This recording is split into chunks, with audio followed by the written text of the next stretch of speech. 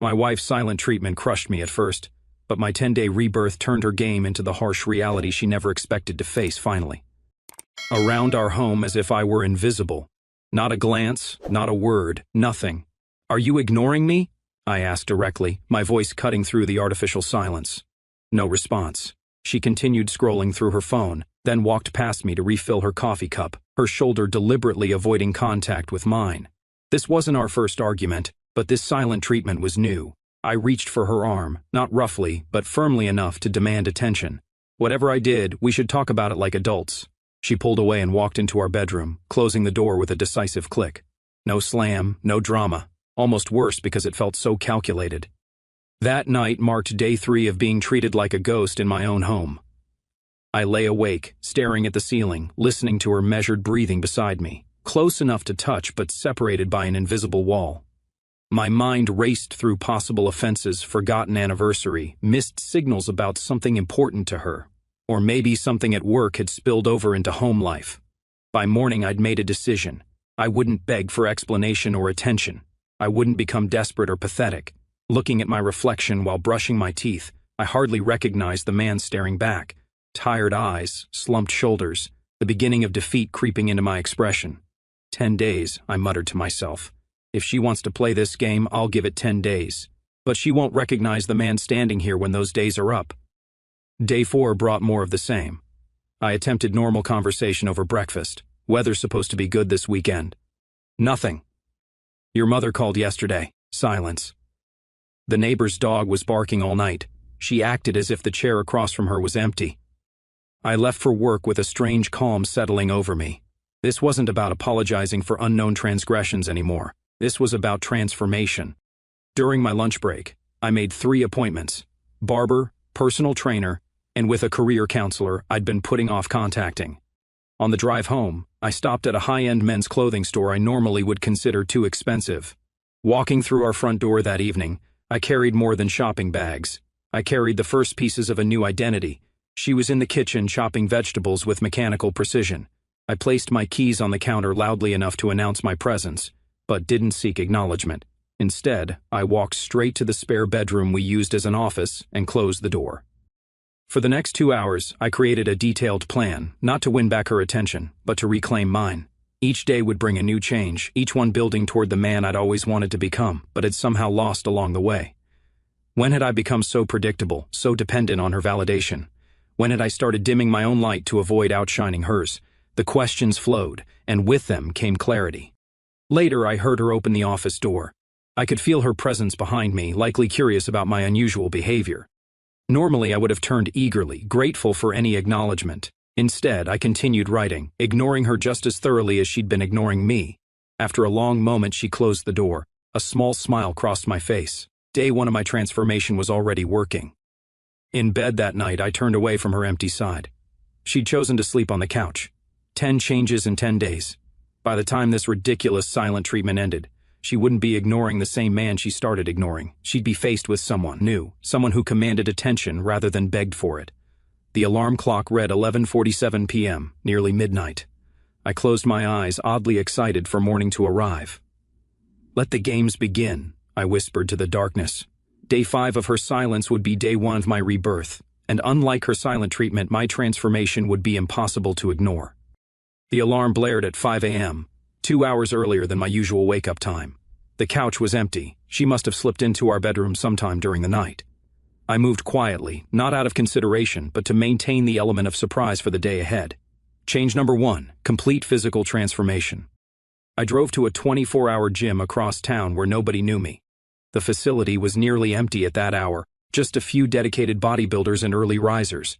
The personal trainer I'd hired, a former military man with a no-excuses attitude, was waiting. "You look like you've been comfortable for too long," he observed bluntly, circling me with evaluating eyes. "We're going to fix that." The next hour was brutal.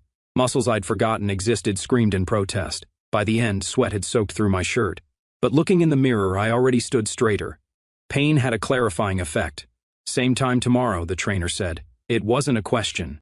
Back home, I slipped into the bathroom before she was awake. The hot shower was reward and preparation combined. After drying off, I opened the shopping bag from yesterday. The high-end shaving kit, premium cologne, and styling products were investments in the new me. Change number 2, appearance upgrade. When I emerged from the steamy bathroom, she was making coffee in the kitchen. Her eyes widened slightly, the first real reaction in days. Taking in my freshly styled hair and the scent of unfamiliar cologne, I walked past without acknowledgement, selecting one of my new outfits from the closet. The charcoal suit was a significant departure from my usual business casual attire. Paired with a crisp white shirt and bold tie, it transformed my silhouette into something sharper, more commanding. The shoes, Italian leather that cost more than I'd care to admit, completed the effect. Her coffee cup paused midway to her lips when I walked through the kitchen. The flash of surprise in her eyes was quickly suppressed, but I'd caught it. I grabbed an apple, packed a protein shake, and left without attempting conversation. At work, the effect was immediate. The receptionist did a double take. My boss paused mid-sentence during our morning meeting, momentarily thrown by my transformed appearance. Female colleagues found excuses to stop by my office. Client meeting? One asked. No, I replied with a slight smile. Just felt like a change. Change number 3, workplace dominance. During the team meeting, I spoke up about the project that had been floundering for weeks. Instead of my usual approach of suggesting ideas tentatively, I laid out a comprehensive solution with confidence.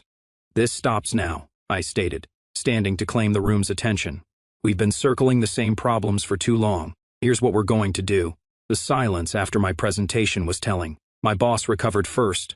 That's remarkably thorough, he admitted. Let's implement this starting today. On my lunch break, I didn't meet with my usual group. Instead, I took myself to an upscale restaurant near the office and requested a table for one. The hostess, a stunning woman with intelligent eyes, gave me an appreciative glance as she led me to my seat. I ordered confidently, made eye contact with the staff, and enjoyed the meal without hiding behind a phone screen. The man who left the restaurant was not the same one who had entered. I felt it in the way others were now seeing me. Change number 4, independent social life. That evening, instead of heading straight home, I texted an old college friend I'd lost touch with. He responded immediately, surprised but enthusiastic about grabbing drinks. We met at an upscale bar I'd never visited before. You look different, he remarked, studying me over his whiskey glass. Good different. We spent 2 hours catching up. He introduced me to several people in his circle, including a business contact that could prove valuable in the future. When I mentioned my situation at home without self-pity, just stating facts, he nodded with understanding. She's testing your strength, he said simply. Most men fail this test by becoming desperate. You're doing the opposite, smart. I arrived home late, keys jingling deliberately as I entered. She was in the living room, pretending to read but clearly waiting up. I hung my jacket carefully and walked to the kitchen, feeling her eyes following me. Had a great night, I announced to the empty kitchen, voice carrying just enough to reach her. Going to be doing that more often. No response came, but I wasn't expecting one. Day 5 of her silence was ending, but my transformation was just beginning. In the mirror above the kitchen sink, a different man looked back at me. Confident, purposeful, with a glint of amusement in his eyes. As I prepared for bed, I caught her watching me from the doorway. For a moment I thought she might break her silence, but she turned away when our eyes met. Sleep well, I said casually, climbing into bed with a book I'd been meaning to read for months. Big day tomorrow. It wasn't said for her benefit. Tomorrow would indeed be significant. The next phase of my 10-day metamorphosis was already planned, and each change would build on the foundation laid today.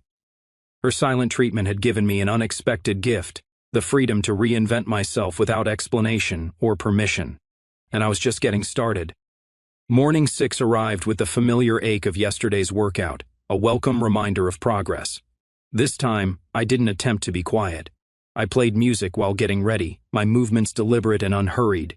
Through the bathroom mirror, I caught her watching from the bedroom, quickly averting her eyes when I turned.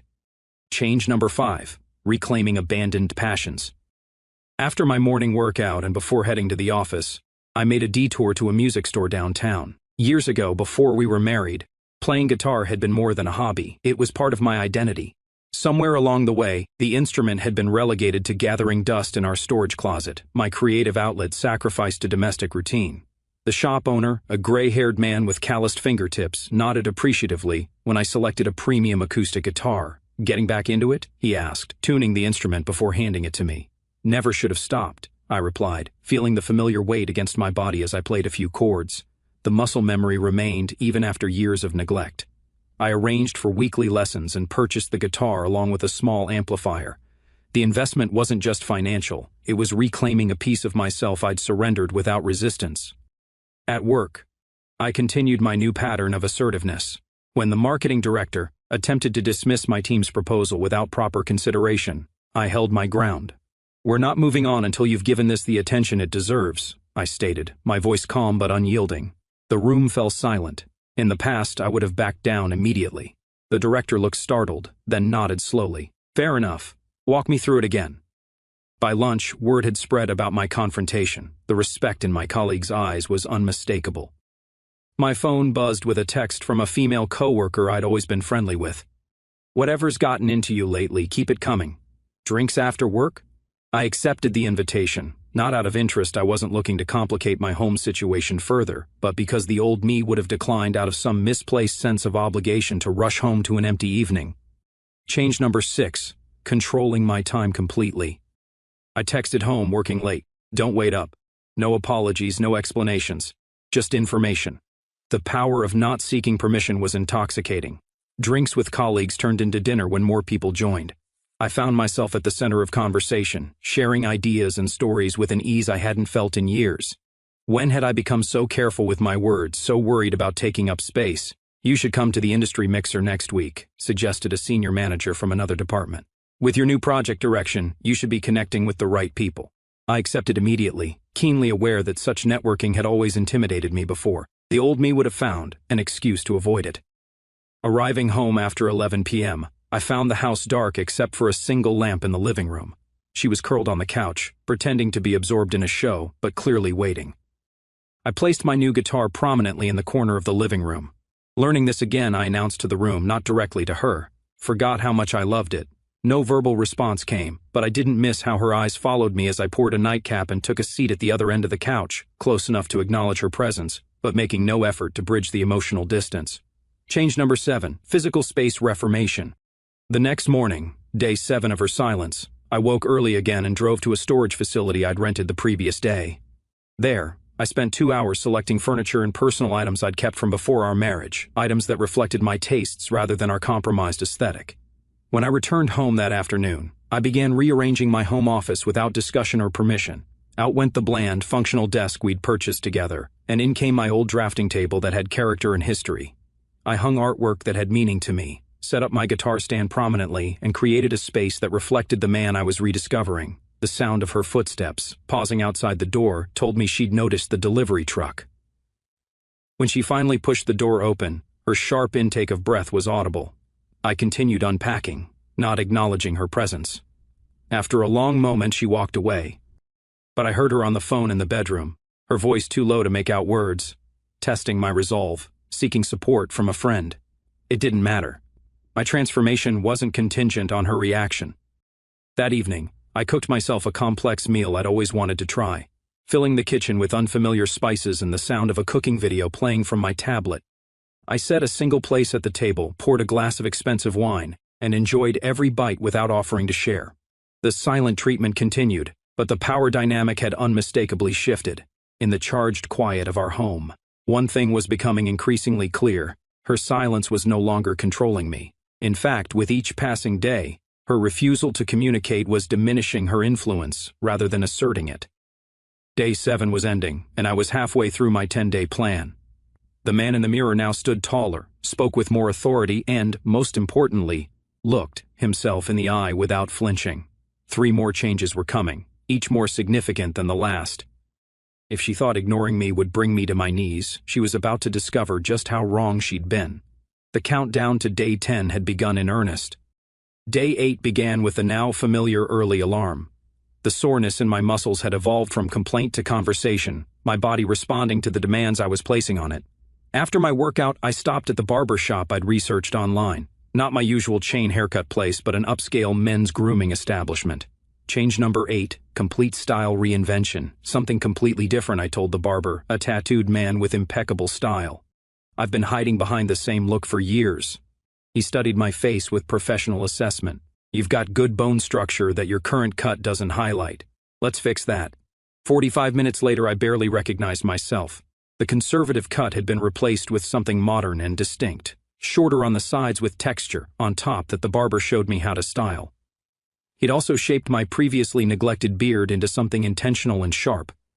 "This is who you should have been all along," he said, turning the chair so I could see the full effect.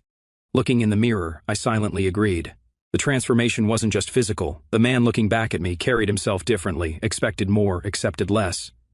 At the office, the reactions were immediate. The receptionist actually dropped her pen. My team members exchanged glances. My boss did a double take during our morning briefing. "Didn't recognize you for a second there," he commented. "The new look suits you." The meeting turned to the project I'd taken charge of earlier in the week. The preliminary results were already showing improvement, and I presented them with confidence born of preparation and newfound self-assurance. "I'd like to lead the presentation to the executive team next week," I stated rather than asked. In the past, I would have waited to be offered the opportunity, if it came at all. My boss studied me for a moment, then nodded. "It's your project now. Make us look good." Change number 9, career acceleration. During lunch, I contacted a headhunter who'd reached out months ago. A call I'd never returned out of some misplaced loyalty to my comfortable position. The conversation was direct and productive. I wasn't actively looking to leave, but I wanted to understand my market value. We arranged a meeting for later in the week. That afternoon, the department VP stopped by my office, an unprecedented event. "Heard about your work on the Miller project," he said, leaning against my doorframe. "Also heard you stood up to marketing. About time someone did." He paused, seeming to reassess me. "There's a leadership position opening up next quarter. You weren't on my radar before. You are now." I thanked him without appearing overeager, maintaining the composed confidence that was becoming my new normal. Inside, though, I recognized the opportunity for what it was, the direct result of my transformation. After work, I didn't go straight home. Instead, I visited a high-end men's boutique and invested in a complete wardrobe overhaul. Clothes that fit perfectly, expressed confidence, and represented the man I was becoming, rather than the man I'd allowed myself to be. The sales associate, a stylish woman with an expert eye, assembled combinations I would never have considered before. "Your wife is going to love these," she remarked as I approved the selections. "This isn't for her," I replied simply. "It's for me." When I finally arrived home, arms laden with shopping bags, she was in the kitchen preparing dinner. For the first time in 8 days, she made direct eye contact. Her expression was a mixture of confusion and something harder to identify: interest, concern, attraction. "We need to talk," she said, breaking her self-imposed silence at last. I looked at her calmly, deliberately set down my bags, and poured myself a glass of water before responding. "Now you want to talk," I observed, my tone neutral rather than accusatory. 8 days of silence and suddenly conversation is important again. She flushed slightly. "You've been acting strangely." "I've been improving," I corrected. "There's a difference." "Is this because I've been distant? Some kind of punishment?" I laughed, genuinely amused by her misinterpretation. "This isn't about you. That's what you don't understand. For once, this is entirely about me." Her expression shifted toward irritation. "So, you're just going to keep up whatever this is?" "I'm going to continue becoming the best version of myself," I replied. "Whether that bothers you or not is secondary." She opened her mouth, then closed it again, clearly thrown by my lack of apology or explanation. The script she'd expected me to follow had been discarded. "Dinner's almost ready," she finally said, retreating to the safety of domesticity. "I've already eaten," I replied, picking up my bags and heading toward the bedroom to organize my new wardrobe. "But thank you." That night she tried again, approaching me as I read in bed. "Can we please talk about what's happening?" Her tone had softened, the edge of demand replaced with something closer to uncertainty. Change number 10, emotional recalibration. "We can talk," I agreed, setting down my book. "But first, I'd like to understand why you felt silently punishing me for over a week was appropriate adult behavior." She hadn't expected this, the calm confrontation, the pointed question. In the past, I would have gratefully accepted any crumb of attention, apologizing for unknown transgressions just to restore peace. "I needed space to think," she offered weakly. "Space requires communication," I countered. "Silence is manipulation." Her eyes widened slightly. This directness was foreign to our relationship dynamic. "I don't recognize you anymore," she said finally. I smiled slightly. "That makes 2 of us. The difference is, I like the man I'm becoming." She retreated again, this time physically leaving the room. The conversation had ended on my terms, not hers. Another first. Day 8 was ending with the power dynamic of our relationship fundamentally altered. Her silence had been broken not because I had begged or compromised, but because my transformation had made me impossible to ignore. 2 more days, 2 more changes to complete my 10-day transformation. The final pieces would cement not just a new appearance or schedule, but a completely new reality. As I turned out the light, I realized I was actually looking forward to her test ending on day 10. Not because I needed her attention, that dependency had been broken, but because I was curious to see how she would adapt to the man I had become. Day 9 arrived with a sense of anticipation. My transformation was no longer just a response to her silent treatment. It had taken on a momentum of its own. The man I was becoming felt more authentic than the one I'd been for years. The morning routine had solidified: early workout, proper grooming, professional attire that commanded respect. But today would bring the most dramatic changes yet. Change number 11, financial independence restructuring. My first stop after the gym was at a private bank I'd researched thoroughly. For years we had maintained joint accounts with my paycheck, essentially funding our lifestyle while her income supplemented. The arrangement had made sense initially, but it gradually shifted from practical to imbalanced. "I'd like to open new accounts," I informed the banker, a sharp-eyed woman who recognized the decisiveness in my request. She guided me through the process efficiently. I transferred exactly half of our joint savings into my new personal account. Not a penny more or less, fair but firm. I established automatic transfers for my share of household expenses into the joint account, but the rest of my income would now be mine to manage. "Will your wife be joining us to sign the paperwork for the changes to the joint account?" the banker asked. "No," I replied simply.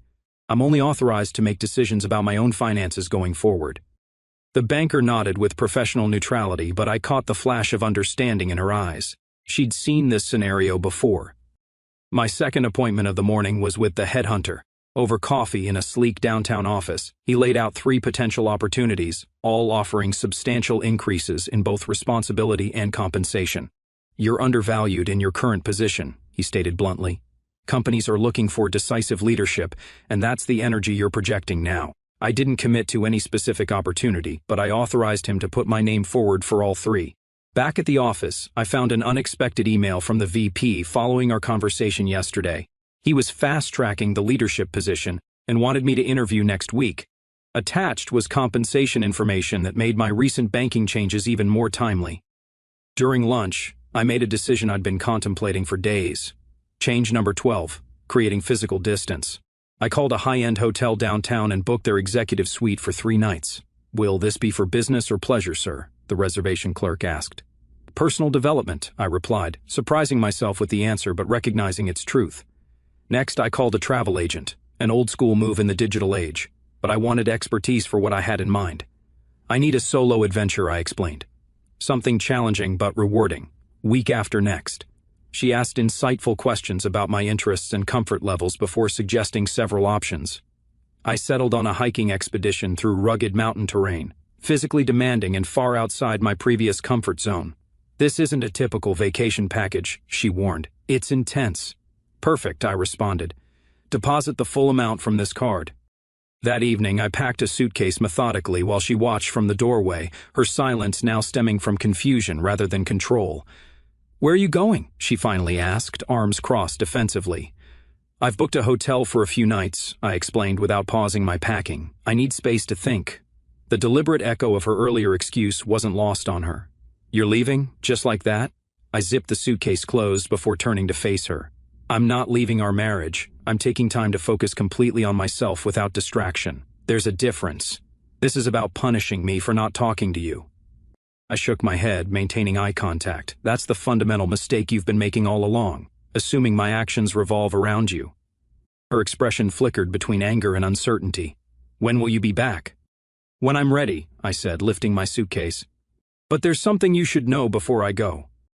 I explained the banking changes I'd made, being clear about the fair division and continued contribution to household expenses.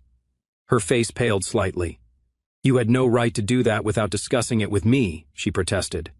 "Just like you had no right to freeze me out for 9 days without discussion," I countered calmly. "We're establishing new patterns here, aren't we?"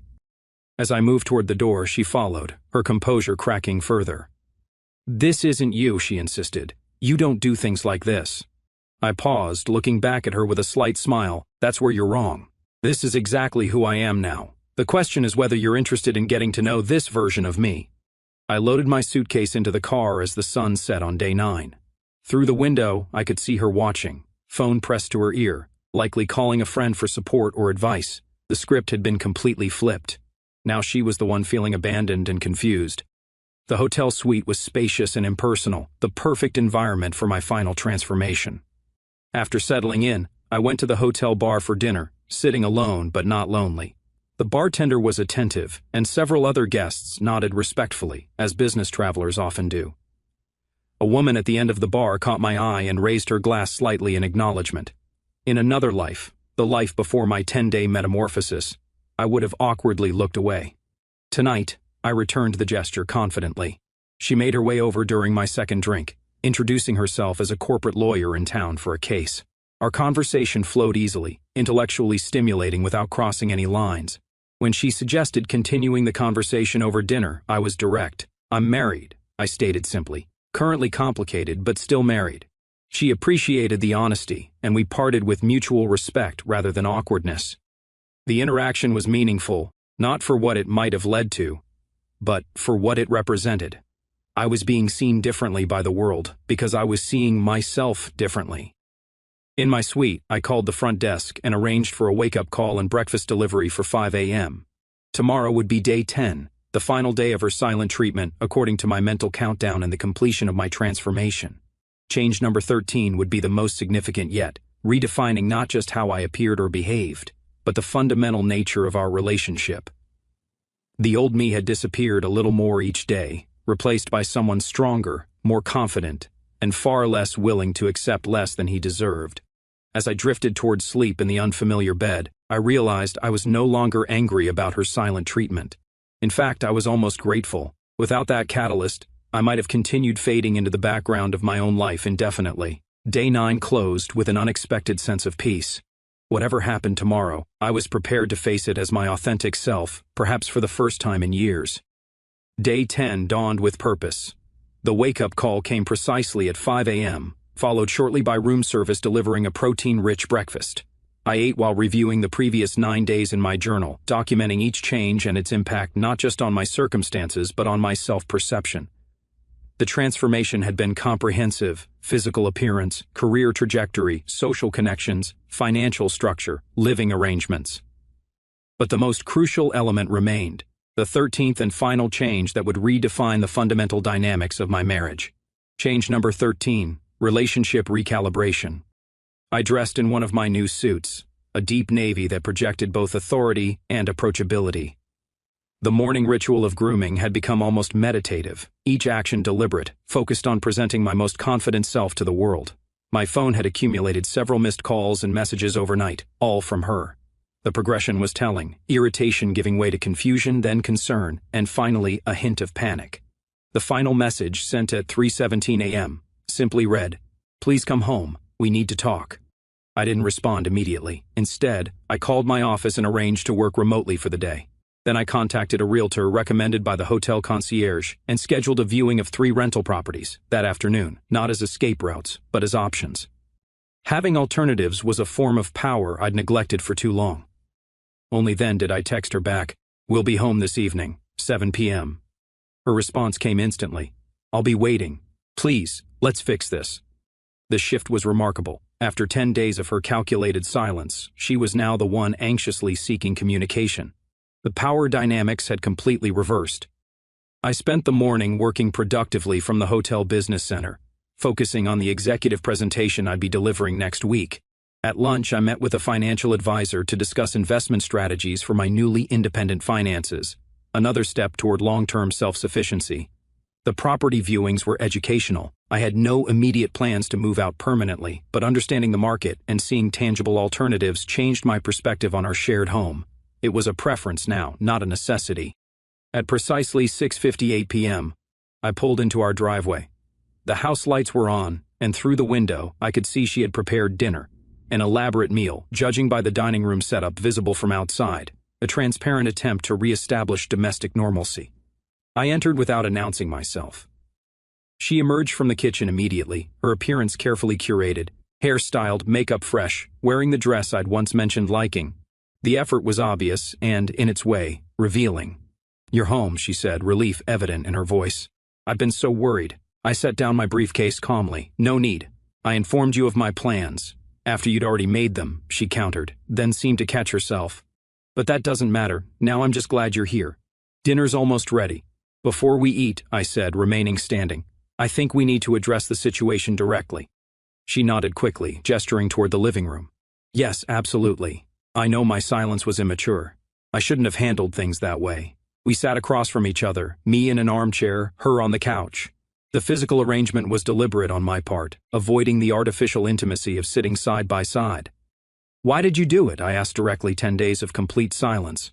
"I want to understand the thinking behind that strategy." She looked down, then back up with what appeared to be practiced remorse. "I was testing you, testing us, seeing if you'd fight for my attention, for our relationship." "Testing," I repeated, letting the word hang in the air.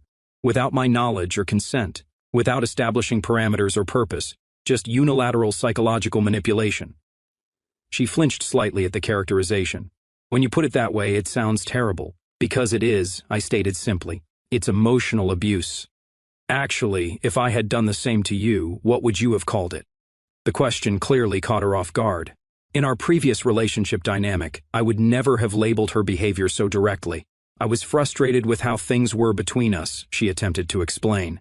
"You seemed so complacent, so accepting of the status quo. I wanted to shake things up." "Mission accomplished," I replied with a slight smile, though perhaps not in the way you anticipated. She leaned forward. "These changes you've been making, the clothes, the attitude, the separate finances, is this all to get back at me?" "That's the fundamental misunderstanding you've been operating under," I said, leaning back comfortably. "This isn't about you. It never was. Your silence simply created the space for me to see how much I'd compromised my authentic self for the sake of domestic harmony." "So, what happens now?" she asked, vulnerability finally breaking through her composed facade. "Are you leaving me?" "That depends entirely on you," I replied. "Honestly, I have no interest in continuing a relationship where power games and manipulation are the primary forms of communication. The man you married might have tolerated that indefinitely. The man sitting before you won't." "What are you saying exactly?" "I'm saying the old relationship is over," I stated clearly. "Whether we build a new one depends on mutual respect, direct communication, and genuine partnership, not tests, not silent treatment, not emotional manipulation." She was quiet for a moment, processing this fundamental shift. "And if I can't accept these changes, then we'll part ways amicably," I responded without hesitation.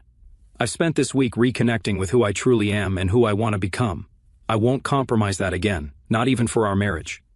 Tears formed in her eyes, genuine ones this time, not the calculated displays I'd grown accustomed to. "I don't want to lose you." "Then don't try to control me," I replied simply. "Love the man I am, not the version you thought you could shape through manipulation." She nodded slowly, wiping away tears. "These past 10 days I've never seen you like this, so confident, so certain." "Neither had I acknowledged. "Which makes your test perhaps the most valuable gift you've ever given me, though that wasn't your intention. A moment of understanding passed between us, a recognition that whatever came next would be fundamentally different from what had come before." "Dinner's getting cold," she said finally. "Will you eat with me? Just talk." "I will," I agreed, standing. "But first I need your commitment. No more silent treatment, no more tests. If you have concerns, you voice them directly. Can you agree to that?" "Yes," she said softly, "I can." Over dinner, we talked more openly than we had in years. She admitted the silent treatment had been a tactic suggested by a friend, one she regretted implementing almost immediately but had been too proud to abandon. I shared the specific changes I'd made and why each mattered to me. "You seem happier," she observed as we finished eating, more alive somehow. "I am," I confirmed. "The question is whether we can build a relationship where I stay this way, where we both thrive as our authentic selves rather than diminished versions designed not to threaten the other." "I'd like to try," she said, meeting my eyes directly, "if you'll give me the chance." I considered her request carefully. "I will, on one condition: we start fresh, equal partners with equal say, equal respect, and equal responsibility for direct communication." She nodded, extending her hand across the table in a gesture that was both conciliatory and symbolic. "Deal." I took her hand, but my expression remained serious. "Understand this. If we're starting over, we're doing it my way this time. No games, no tests, no manipulation. One incident like this, 10-day silence, and I'm gone permanently. She swallowed hard but nodded again. I understand, and I respect it. That night we slept in the same bed for the first time in over a week. Though we didn't make love, that would come when trust was rebuilt, not as a quick fix for deeper issues. As I drifted towards sleep, I reflected on the 13 changes that had transformed not just my appearance or daily habits, but my fundamental understanding of myself. What had begun as a reaction to her silent treatment had evolved into a complete reinvention, one I would have never undertaken without that catalyzing rejection.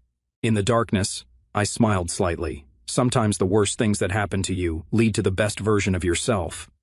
Her silence had been meant to diminish me, to make me desperate for her approval and attention. Instead, it had awakened something dormant, a man who knew his worth and wouldn't settle for less than he deserved.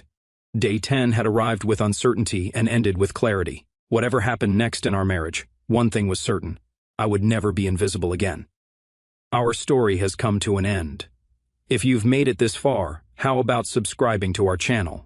It helps us immensely. I've selected 2 other videos for you that I'm sure you'll enjoy. Feel free to click on them. I'll be waiting for you in the next story. See you soon.